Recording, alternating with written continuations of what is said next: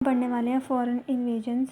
सबसे पहले ईरानियन, जिसे हम पर्शियंस भी बोलते हैं, या फिर हमें इसे बोल सकते हैं डारियोस इन्वेजन। ये हमें पूछा जा सकता है कि कौन सी सदी में हुए, तो याद कीजिए ये हुए थे 518 BC में। जो आर्केमीनियन रूलर्स थे ईरान के, पर्शिया के, जिन्होंने अपनी एम्पायर को एक्सपेंड किया at the same time as the Magadhan empire.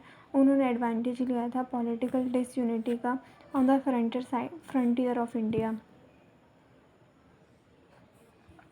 मतलब कि ये बोल रहे हैं कि जो आर्केमीनियन रूलर्स थे ईरान के, पर्शिया के, उन्होंने जब अपनी एम्पायर को भी तभी एक्सपेंड किया जब मगध प्रिंस कर रहे थे। तो उनका जो एडवांटेज उन्होंने कैसे लिया कि जो डिसयूनिटी जो हो रही थी, मतलब वो आपस में लड़ी जा रहे थे, तो उन्होंने इस बात पे ध्यान ही नहीं दिया कि यार वहाँ से भी तो इन्वेजन्स हो रही हैं। तो डिसयूनिटी जो थी नॉर्थ वेस्ट फ्रंटियर पे, वही उनका एडवांटेज था। जो आर्केमीनियन का रूलर था डेरियस वन, जिसे यहाँ पे बोला जाए डराया बाहू, उन्होंने पेनिट्रेट किया था नॉर्थ वेस्ट इंडिया में 518 BC में, और उन्होंने अनेक्स कर लिया था पंजाब, इंदस का जितना भी वेस्ट वाला रीजन था, एंड द सिंध। और एरिया जो है वो कॉन्स्टिट्यूट कर रहा था 20th प्रोविंस क्षत्रपी ऑफ ईरान। मतलब कि the total number of province in Iranian empire being 28। ये जो प्रोविंस था, ये जो था मोस्ट फर्टाइल एरिया था ईरानियन एम्पायर का, और इस प्रोविंस से जो एम्पायर है उसे 360 टैलेंट जो गोल्ड है वो एज ए रेवेन्यू मिला था।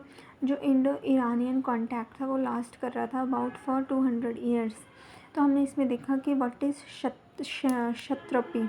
तो जो 20th प्रोविंस थे, 20 प्रोविंस से ईरान में से, उनमें से एक ये था। तो जो आर्केमीनियन रूलर था डेरियस वन द्रया बहू, उन्होंने पेनिट्रेट कर लिया था north west India in 518 BC, और उन्होंने अनेक्स किया था Punjab, west of Indus and Sindh, और ये एरिया कॉन्स्टिट्यूट कर रहा था 20th प्रोविजन क्षत्रपी ऑफ ईरान। और जो total number of province in Iranian empire कितने हो गए थे, 28 हो गए थे।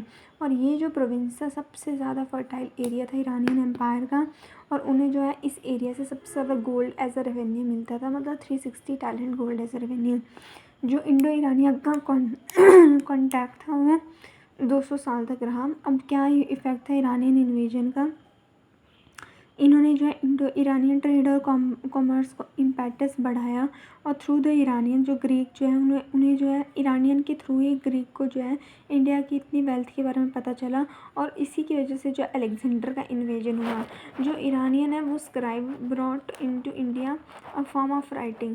जो ईरानियंस हैं वही अपने साथ एक राइटिंग लेके आए थे जिसे बोलते हैं खरोष्टी स्क्रिप्ट, और जो खरोष्टी है वो लिखी जाती थी from the right to left like Arabic, right से लेफ़्ट की तरफ लिखी जाती थी जैसे अरेबिक। जो ईरानियंस का जो इन्फ्लुएंस था मॉडर्न स्क्रिप्ट कल्चर पे, वो इजीली देखा जा रहा था, जैसे कि जो उनकी बेल शेप्ड कैपिटल्स बन रखी हैं, तो उसमें ईरानियन इन्फ्लुएंस था। जो ईरानियन इन्फ्लुएंस जो है हम ऐसा भी बोल सकते हैं कि जो अशोका का प्रियम्बल, अशोका के एडिक्ट से प्रियम्बल था, उसमें भी था। उसकी बात है मैसेडोनियन इन्वेजन, या फिर जिसे बोला जाता है अलेक्जेंडर का इन्वेजन 326 BC। जो अलेक्जेंडर जो था वो ग्रेट किंग था और जनरल था जिसने कॉन्कर किया था पर्शियन या फिर ईरानियन एम्पायर को। जो 4th सेंचुरी BC थे, जो ग्रीक्स और ईरानियन है वो लड़ रहे थे फॉर द, हम फिर से पढ़ते हैं कि हम पढ़ रहे हैं अलेक्जेंडर का इन्वेजन या फिर मैसेडोनियन का इन्वेजन 326 BC। जो अलेक्जेंडर था, Alexander the great was a great king and general जिसने कॉन्कर किया था पर्शियन एम्पायर को। जो 4th सेंचुरी BC था उसमें जो ग्रीक और ईरानियन है उन्होंने 4th सेंचुरी BC में जो ग्रीक और ईरानियन है वो लड़ रहे थे कि कौन वर्ल्ड में सुप्रीम बनेगा। तो under the leadership of Alexander of Macedonia जो ग्रीक ने फाइनली डिस्ट्रॉय कर दिया ईरानियन एम्पायर को। जो अलेक्जेंडर है उसने अपने फादर फिलिप को सक्सीड किया टू द थ्रोन, तब वो सिर्फ 20 साल का था। फ्रॉम हिज वेरी चाइल्डहुड वो जो है पूरी दुनिया को कॉन्क्वेस्ट करने का सपना देखता था और उसने बहुत ज़्यादा एरियाज कॉन्कर भी कर लिए। As the preliminary step to conquer India, जो काबुल वैली और जो हिली एरियाज थे नॉर्थ वेस्ट फ्रंटियर के वर कॉन्कर्ड, और वो पहुंच गया ओहिंड नियर अटोक इन 326 BC। मतलब ये कहना चाहते थे मतलब कि वो जो काबुल वैली और हिली एरियाज़ थे नॉर्थ वेस्ट फ्रंटियर को, उसने उसे कॉन्कर कर लिया था। और जो अटोक जो था, ओहिंद जो था नियर अटोक का, वहाँ तक वो पहुँच गया था, ये वो कहना चाहते हैं। जो रूलर्स जो थे तक्षशिला के और अभिसारा के, उन्होंने तो अपनी हार मान ली थी उन्होंने, लेकिन जो पोरस था पुरु, उसने मना कर दिया था कि हम तुम्हारे साथ लड़ेंगे। और अलेक्जेंडर जो है बहुत चालाकी से झेलम को क्रॉस कर लेता है। याद रखना है हमें कि वो झेलम को क्रॉस कर लिया था उसने, पोरस को उसने हरा दिया था, बैटल दैट फॉलोड। लेकिन अलेक्जेंडर ने उसे बहुत जनरलिस्टली ट्रीट किया था उसकी ब्रेवरी के लिए। इस बैटल को बैटल ऑफ विटास्ता भी बोलते हैं, जो मॉडर्न झेलम के किनारे हुई थी। और ग्रीक में इसका मेंशन है हाइडेस्पस 326 BC में। हाइडेस्पस ये शो करता है कि इंडियंस जो है वो हार गए थे, क्योंकि उनमें डिसयूनिटी थी, यूनिटी थी ही नहीं। जब उनकी ब्रिलियंट विक्ट्री जो है होगी शाकला में, तो ग्रीक फोर्सेस ब्यास में पहुंची। लेकिन अलेक्जेंडर को यहाँ से वापस जाना पड़ा, क्योंकि उसमें उनके जो सोल्जर थे उन्होंने मना कर दिया आगे जाने पे। तो जो बैटल थी झेलम और सकाला की, उन्होंने उनकी आगे खोल दी थी। और वो जो थे मगध से बहुत डर गए थे कि मगध कितना बड़ा एम्पायर है, वो सब कुछ। After making administrative arrangement for the conquered territory, Alexander ने वापस चले गए वो सितंबर 325 BC में।